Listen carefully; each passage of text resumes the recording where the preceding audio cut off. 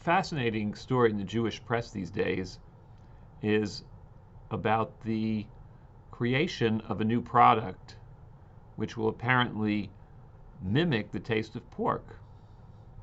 And unlike Impossible Meat or Beyond Meat, the various kashrut agencies are declining to certify it, even though it appears to meet the requirements of the dietary laws. And the question is, does it make any sense at all to look beyond the narrow technical requirements and go farther?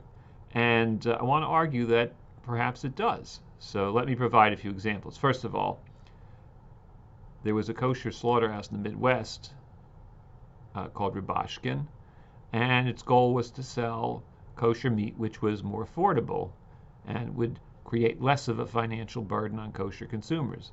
Unfortunately, to achieve that cost savings, they had to engage in abusive practices toward their workers. Obviously, even if the meat itself was kosher, one doesn't really want to be supporting a business that treats its employees in this manner. I guess a second example is that the certifying agencies are perfectly comfortable putting the hechsher on products which really aren't very good for us.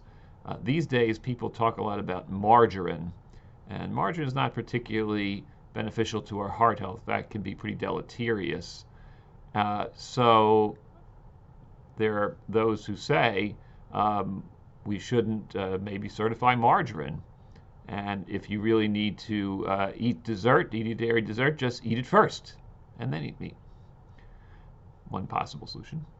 And finally, their products, veal comes to mind especially, where the only way to produce veal is to confine the animal during its lifetime into a very, very small space and to force feed it. And this certainly would seem to run afoul of the idea of tsar ba'alei chaim, of animal suffering. So in all these cases, even though these products are all technically kosher, it doesn't mean that they really satisfy all the demands of Jewish tradition. So we should keep in mind, just if a product is kosher, it means we can eat it. Whether we should eat it can sometimes be another story.